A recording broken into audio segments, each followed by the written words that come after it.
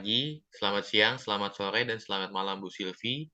Perkenalkan kami dari kelompok 5 hari ini akan mempresentasikan materi akuntansi menengah 1 mengenai PSAK 16. Pertama-tama sebelum kami mempresentasikan materi ini, alangkah baiknya kami memperkenalkan anggota kelompok kami terlebih dahulu. Yang pertama ada saya Riko Cai dengan NIM 2022-715, ada Yudik Sabila Elhak dengan NIM 2022-745, ada Sally Fitria dengan NIM 2022-70114, dan ada Robianto dengan NIM 2022-70-115. Yang pertama akan saya bahas adalah mengenai definisi. Berikut adalah pengertian istilah yang digunakan dalam pernyataan ini. Aset tetap adalah aset berwujud yang A. Dimiliki untuk digunakan dalam produksi atau penyediaan barang atau jasa untuk direntalkan kepada pihak lain atau untuk tujuan administratif, dan B. Diharapkan untuk digunakan selama lebih dari satu periode. Biaya perolehan adalah jumlah kas atau setara kas yang dibayarkan atau nilai wajar dari imbalan lain yang diserahkan untuk memperoleh suatu aset pada saat perolehan atau konstruksi. Atau jika dapat diterapkan, jumlah yang didistribusikan ke aset pada saat pertama kali diakui sesuai dengan persyaratan tertentu dalam PSAK lain.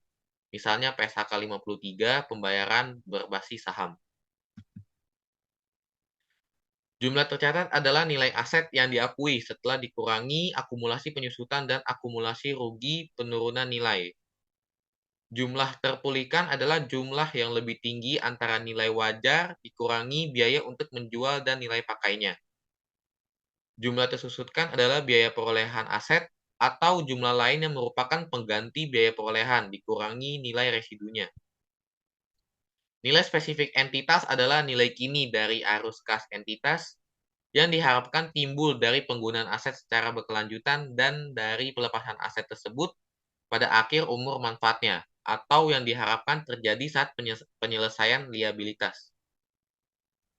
Nilai residu aset adalah jumlah estimasian yang dapat diperoleh entitas saat ini dari pelepasan aset setelah dikurangi estimasi biaya pelepasan jika aset telah mencapai umur dan kondisi yang diharapkan pada akhir umur manfaatnya.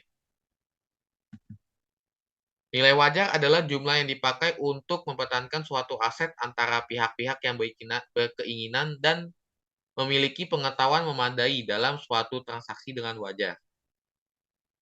Penyusutan adalah alokasi sistematis jumlah yang dapat disusutkan dari suatu aset selama umur manfaatnya. Rugi penurunan nilai adalah suatu jumlah yang merupakan selisih lebih jumlah tercatat suatu aset atas jumlah terpulihkannya. Biaya perolehan aset tetap harus diakui sebagai aset jika dan hanya jika A. Kemungkinan besar entitas akan memperoleh manfaat ekonomi masa depan dari aset tersebut, dan B. Biaya perolehan aset dapat diukur secara andal. Selanjutnya adalah suku cadang dan peralatan pemeliharaan atau service equipment biasanya dicatat sebagai persediaan dan diakui dalam laba rugi pada saat dikonsumsi. Namun demikian, suku cadang utama dan peralatan siap pakai memenuhi kriteria aset tetap ketika entitas memperkirakan akan menggunakan aset tersebut selama lebih dari satu periode.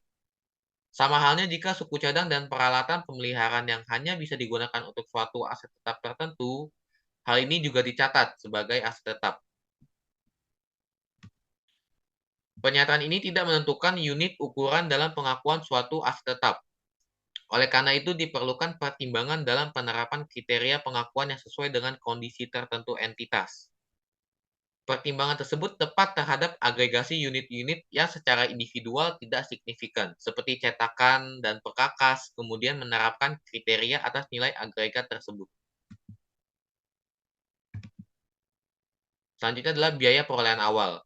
Aset tetap dapat diperoleh untuk alasan keamanan atau lingkungan.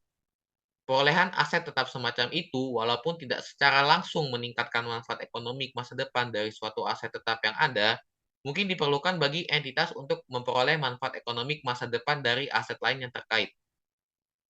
Dalam keadaan ini, perolehan aset tetap semacam itu memenuhi kualifikasi untuk diakui sebagai aset. Karena aset tersebut memungkinkan entitas memperoleh manfaat ekonomi masa depan yang lebih besar dari aset-aset terkait dibandingkan dengan manfaat ekonomik yang dihasilkan seandainya aset tersebut tidak diperoleh. Selanjutnya adalah biaya setelah perolehan awal. Agar aset tetap dapat beroperasi secara berkelanjutan, perlu dilakukan inspeksi teratur terlepas apakah ada komponen yang diganti. Dalam setiap inspeksi yang signifikan, biaya inspeksi diakui dalam jumlah tercatat aset tetap sebagai suatu penggantian apabila memenuhi kriteria pengakuan. Sisa jumlah tercatat biaya inspeksi yang terdahulu, jika ada atau yang dibedakan dari komponen fisiknya, dihentikan pengakuannya. Hal ini terjadi terlepas apakah biaya inspeksi terdahulu teridentifikasi dalam transaksi perolehan atau konstruksi aset tetap tersebut. Jika diperlukan, estimasi biaya inspeksi sejenis yang akan dilakukan di masa depan dapat digunakan sebagai indikasi biaya inspeksi saat aset tersebut diperoleh atau dibangun. Selanjutnya adalah komponen biaya perolehan. Biaya perolehan aset tetap meliputi A.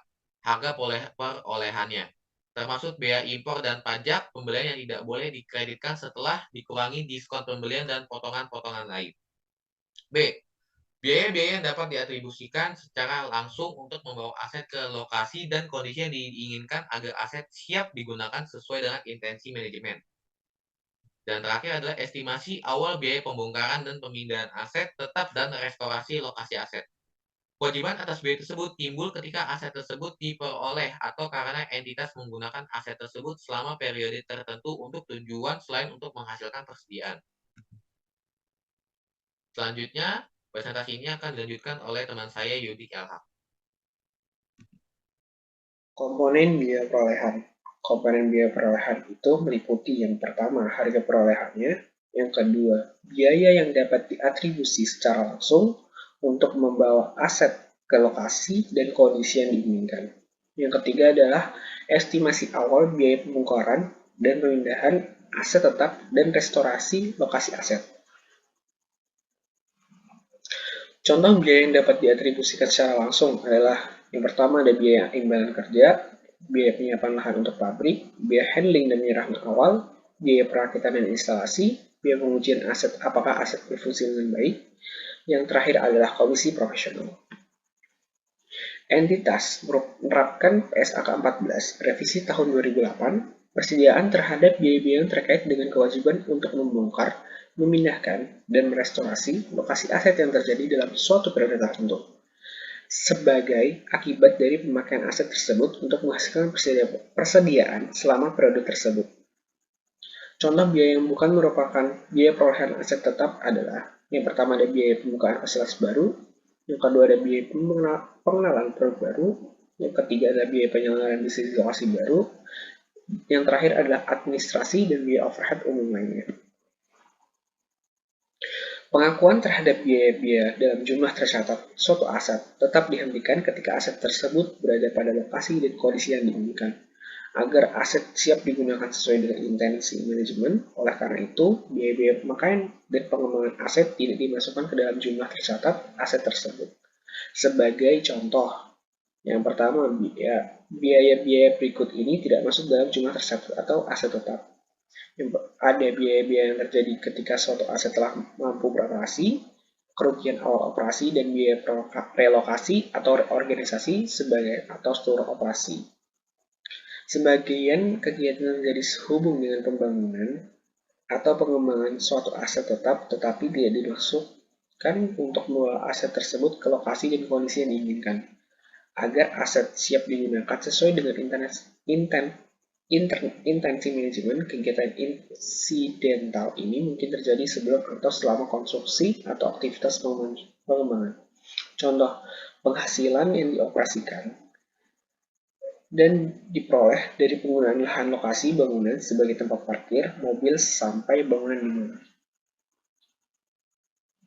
Biaya perolehan suatu aset yang dibangun sendiri ditentukan dengan menggunakan prinsip yang sama, sebagaimana perolehan aset dengan pembelian jika entitas membuat aset serupa untuk dijual dalam usaha normal.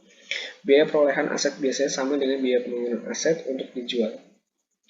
Nah, terus selanjutnya ada pengurangan biaya perolehan. Biaya perolehan aset tetap adalah setara dengan nilai tunai yang diakui pada saat terjadinya Jika pembayaran suatu aset ditangguhkan hingga melampaui jangka waktu kredit normal, perbedaan antara nilai tunai dengan pembayaran total diakui sebagai beban bunga selama periode kredit kecuali dikapitalisasi sesuai dengan PSAK 26 Revisi 2008 tentang biaya pinjaman.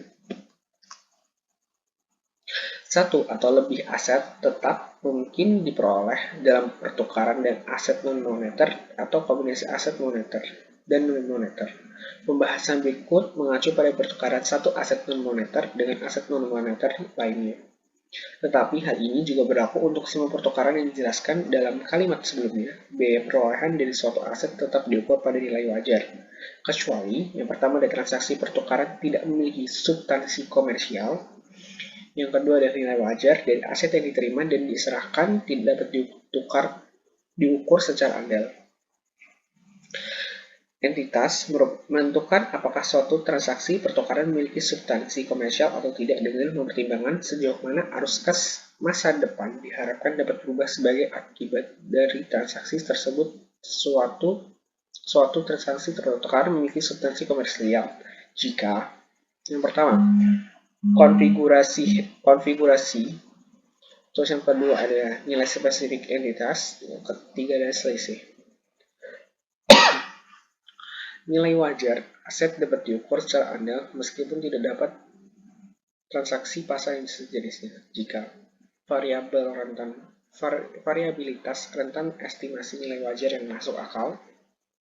Yang kedua, probabilitas dari berbagai estimasi dalam rentan tersebut dapat dinilai secara fungsional. Jika entitas dapat menentukan nilai wajar secara andal, baik dari aset yang diterima atau aset diserahkan, maka nilai wajar dari aset yang diserahkan digunakan untuk mengukur biaya perolehan. Biaya perolehan aset tetap yang dicatat dalam dalam sewa pembiayaan ditentukan sesuai dengan PSAK 30 Revisi 2011 sewa. Nilai tercatat aset tetap dapat dikurangi dengan riba pemerintah sesuai dengan PSAK 261 tentang akuntansi hibah pemerintahan dengan pengungkapan bantuan pemerintah. Pengukuran setelah pengakuan awal. Entitas memiliki model biaya dalam paragraf 30 atau model evaluasi dalam paragraf 31 sebagai kebijakan akuntansi dan menerapkan kebijakan tersebut terhadap seluruh aset tetap dalam kelompok yang sama. Model biaya. Setelah diakui sebagai aset tetap dicatat sebagai biaya perolehan dan dikurangi akumulasi misalnya dan akumulasi rugi penurunan aset. Model evaluasi setelah diakui sebagai aset tetap yang nilai wajarnya dapat diukur secara andal harus dicatat pada jumlah revaluasi yaitu nilai wajar pada tanggal revaluasi dikurangi akumulasi penyusutan dan akumulasi rugi penurunan nilai yang tercatat setelah tanggal revaluasi. Revaluasi harus dilakukan dengan keteraturan yang cukup reguler untuk memastikan bahwa jumlah tercatat tidak berbeda secara materi dari jumlah yang ditentukan dengan menggunakan nilai wajar pada akhir pelaporan. Nilai wajar tanah dan bangunan biasanya ditentukan melalui penilaian yang dilakukan oleh penilai yang memiliki kualifikasi profesional.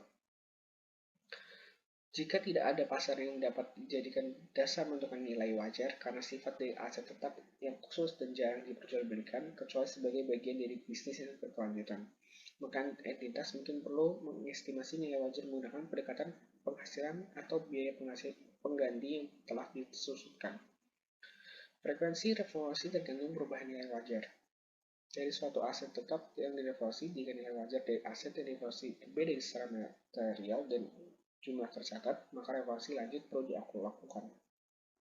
Beberapa aset tetap mengalami perubahan nilai wajar secara signifikan dan fluktuatif sehingga perlu direvaluasi secara tahunan.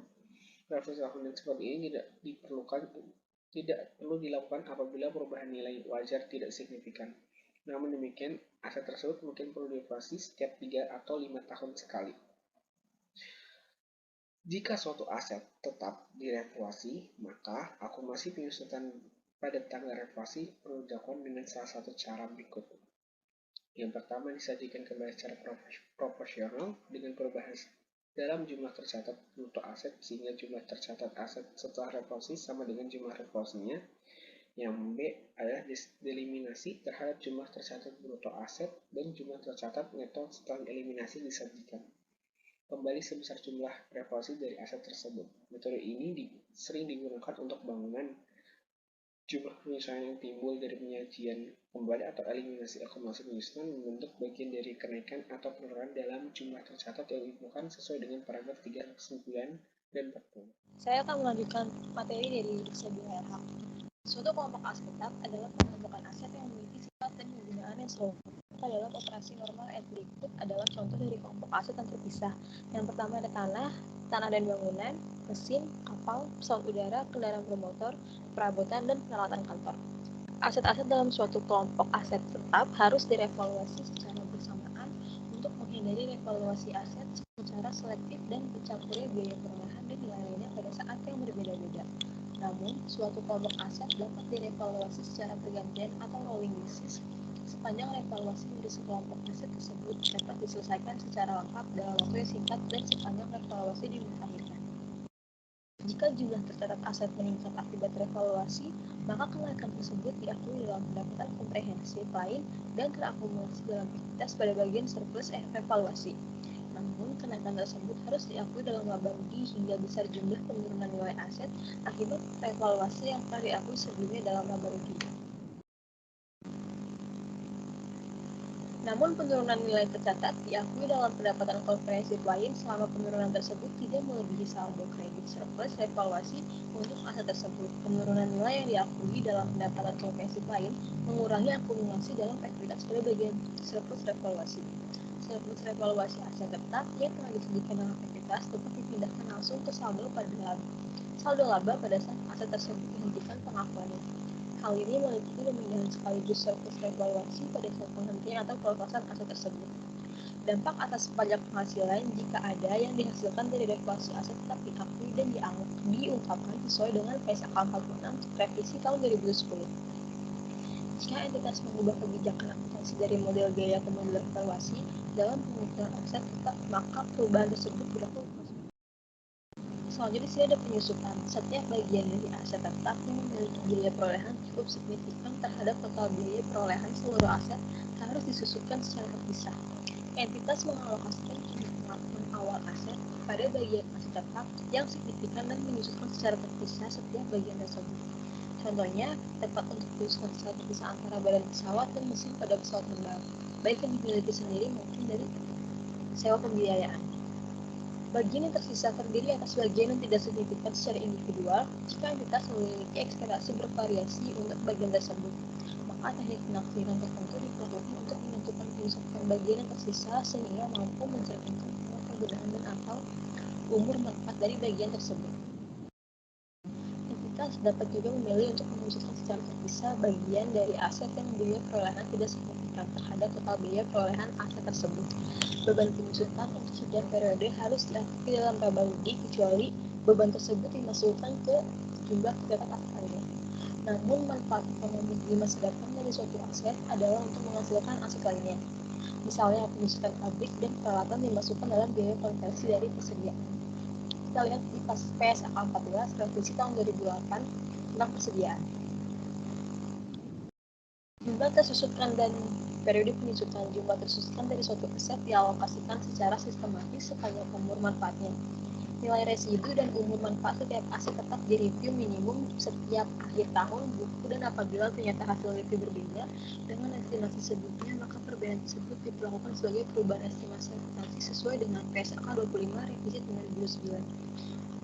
Penyusutan diakui walaupun nilai wajar aset melebihi jumlah tercatatnya sepanjang nilai residu aset tidak melebihi jumlah tercatatnya. Perbaikan dan pemeliharaan aset tidak meniadakan keharusan untuk menyusutan aset.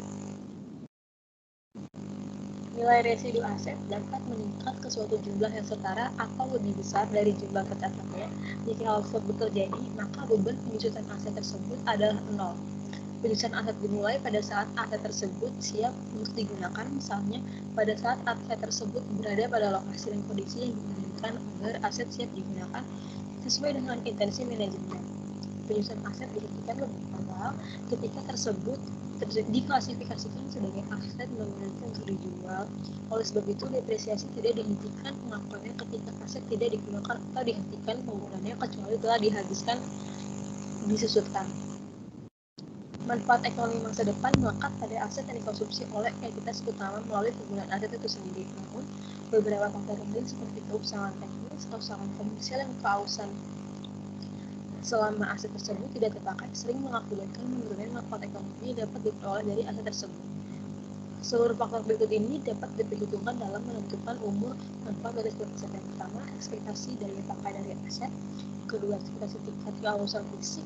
Yang ketiga, keusahaan teknis dan keusahaan komersial. Dan terakhir, pembatasan penggunaan aset karena aspek hukum atau peraturan tertentu. Umur manfaat aset ditentukan berdasarkan kegunaan yang diharapkan oleh entitas. Kebijakan manajemen aset, suatu entitas dapat melihat pelepasan aset yang bersangkutan setelah jangka waktu tertentu atau setelah manfaat sejumlah proporsi tertentu dari manfaat ekonomi masa depan yang melekat pada aset. Tanah dan bangunan merupakan aset yang dapat dipisahkan dan harus dicatat terpisah meskipun keduanya diperoleh sekaligus. Pada umumnya, tanah memiliki umur manfaat tidak terbatas sehingga tidak disusutkan kecuali entitas meyakini umur manfaat tanah terbatas, misalnya tanah yang ditambang dan tanah digunakan untuk tempat pembuangan akhir. Bangunan memiliki umur manfaat terbatas sehingga merupakan aset yang disusutkan. Jika biaya pengelolaan tanah yang di dalamnya termasuk biaya untuk membongkar, memindahkan, dan memugar, dan manfaat yang diperoleh dari pembongkaran, pemindahan, dan pemugaran tersebut terbatas, maka biaya tersebut harus disusutkan selama periode manfaat yang diperoleh. Metode penyusutan. Di sini metode penyusutan yang digunakan mencerminkan ekspektasi pola konsumsi manfaat masa depan dari aset oleh entitas. Metode penyusutan yang digunakan untuk aset di free review minimum setiap akhir tahun buku dan apabila terjadi perubahan yang signifikan dalam ekspektasi pola konsumsi manfaat ekonomi masa depan dari aset tersebut, maka metode penyusutan diubah untuk mencerminkan perubahan pola tersebut. Perubahan metode penyusutan ditangguhkan sebagai perubahan estimasi akuntansi sesuai dengan PSAK 25 revisi tahun 2009. Presentasi akan dilakukan oleh Robianto. Ya, perkenalkan, nama saya Robianto dengan NIM 2022 70115. Di sini materi selanjutnya adalah terdapat 3 metode penyusutan, yaitu yang pertama metode garis lurus atau straight line method. Metode garis lurus menghasilkan pembebanan yang tetap selama umur manfaat aset jika nilai residunya tidak berubah. Yang kedua, metode saldo menurun atau diminishing balance method. Metode saldo menurun menghasilkan pembebanan yang menurun selama umur manfaat aset. Yang ketiga, metode jumlah unit atau sum of the unit method.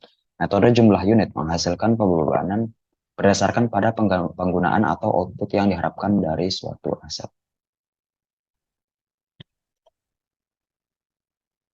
Selanjutnya ada penurunan nilai. Dalam menentukan apakah suatu aset tetap mengalami penurunan nilai, entitas menerapkan PSAK nomor 48 revisi tahun 2009 tentang penurunan nilai aset.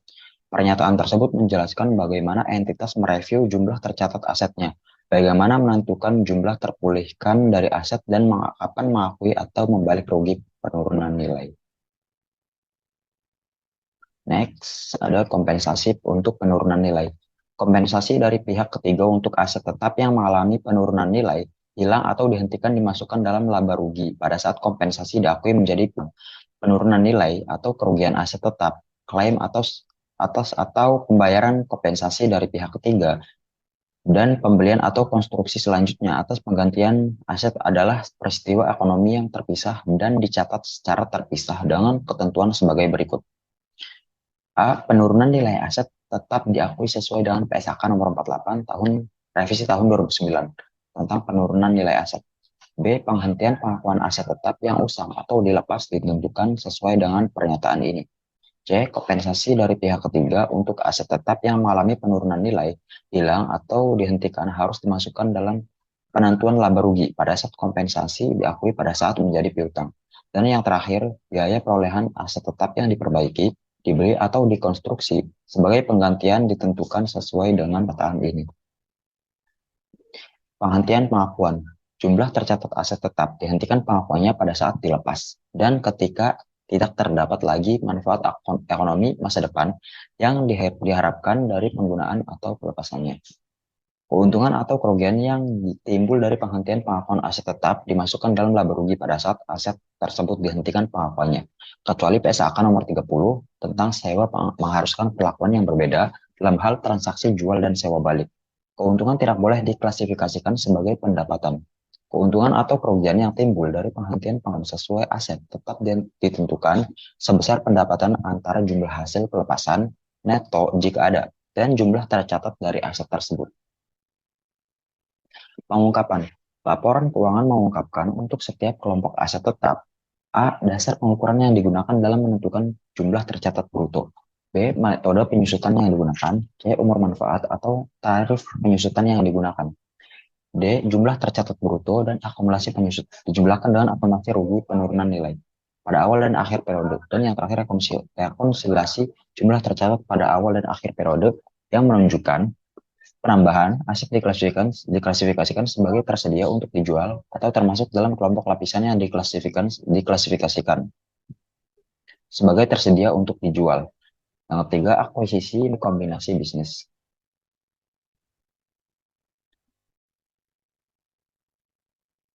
Yang keempat, peningkatan atau penurunan akibat revaluasi. Yang kelima, rugi penurunan nilai yang diakui dalam laba rugi sesuai PSAK nomor 48. Yang keenam, rugi penurunan nilai yang dijurnal balik dalam laba rugi sesuai PSAK nomor 48. Yang ketujuh, penyusutan. Yang kedelapan, selisih nilai tukar neto yang timbul dalam penjabaran laporan keuangan dari mata uang fungsional menjadi mata uang pelaporan yang berbeda, termasuk penjabaran dari kegiatan usaha luar negeri menjadi uang pelaporan dari entitas laporan. Dan yang terakhir, perubahan nilai atau perubahan lain. Laporan keuangan juga mengungkapkan keberadaan dan jumlah restriksi atas hak milik dan aset tetap yang dijaminkan untuk liabilitas. B. Jumlah pengeluaran yang diakui dalam jumlah tercatat aset tetap yang sedang dalam pembangunan. C. Jumlah komitmen kontraktual dalam perolehan aset tetap. Dan yang terakhir, jumlah kompensasi dari pihak ketiga untuk aset tetap yang mengalami penurunan nilai, hilang atau dihentikan yang dimasukkan dalam laba rugi jika tidak diungkapkan secara terpisah pada pendapatan komprehensif lain. Pemilihan metode penyusutan dan estimasi umur manfaat aset adalah hal-hal yang memerlukan pertimbangan. Oleh karena itu, pengungkapan metode yang digunakan dan estimasi umur manfaat atau tarif penyusutan memberikan informasi bagi pengguna laporan keuangan dalam mereview kebijakan yang dipilih manajemen dan memungkinkan perbandingan dengan entitas lain. Untuk alasan yang serupa juga perlu diungkapkan, yaitu yang pertama penyusutan, apakah diakui dalam laba rugi atau diakui sebagai bagian dari biaya perolehan aset lain, dan akumulasi penyusutan pada akhir periode. Sesuai dengan PSAK 25, revisi tahun 2009, kebijakan akuntansi perubahan estimasi akuntansi dan kesalahan entitas mengungkapkan sifat dan dampak perubahan estimasi akuntansi yang berdampak material pada periode berjalan atau diperkirakan berdampak material pada periode berikutnya. Untuk aset tetap, pengungkapan tersebut dapat muncul dari perubahan estimasi dalam nilai residu, yang B, estimasi biaya pembongkaran, pemindahan, atau restorasi suatu aset tetap, C, umur manfaat, dan D, metode penyusutan. Jika aset tetap disajikan pada jumlah revaluation, hal berikut diungkapkan, yaitu tanggal efektif revaluasi, B, apakah penilai independen dilibatkan, C, metode dan asumsi signifikan yang digunakan dalam mengestimasi nilai wajar aset, D, penjelasan nilai wajar aset yang ditentukan secara langsung berdasarkan harga terobservasi atau observable price dalam suatu pasar aktif atau transaksi pasar terakhir yang wajar atau diestimasi menggunakan teknik penilaian lain. Untuk setiap kelompok aset tetap, jumlah tercatat aset seandainya aset tersebut dicatat dengan model biaya. Dan yang terakhir, surplus revaluasi, yang menunjukkan perubahan selama periode dan pembatasan distribusi kepada pemegang saham. Informasi berikut mungkin relevan dengan kebutuhan pengguna laporan keuangan. A. Jumlah tercatat aset tetap yang tidak dipakai sementara. B. Jumlah tercatat bruto dari setiap aset tetap yang telah disusutkan penuh dan masih digunakan. C. Jumlah tercatat aset tetap yang dihentikan dari penggunaan aktif dan tidak diklasifikasikan sebagai tersedia untuk dijual sesuai dengan PSAK nomor 58 revisi tahun 2009 tentang aset tidak lancar yang dimiliki untuk dijual dan operasi yang dihentikan. Dan yang terakhir, jika model biaya digunakan, Nilai wajar aset tetap apabila berbeda secara material dari jumlah tercatat. Oleh karena itu, entitas dianjurkan mengungkapkan jumlah-jumlah tersebut. Baik, terima kasih. Cukup sekian video penjelasan mengenai PSAK dari kelompok kami. Kurang dan lebihnya mohon maaf.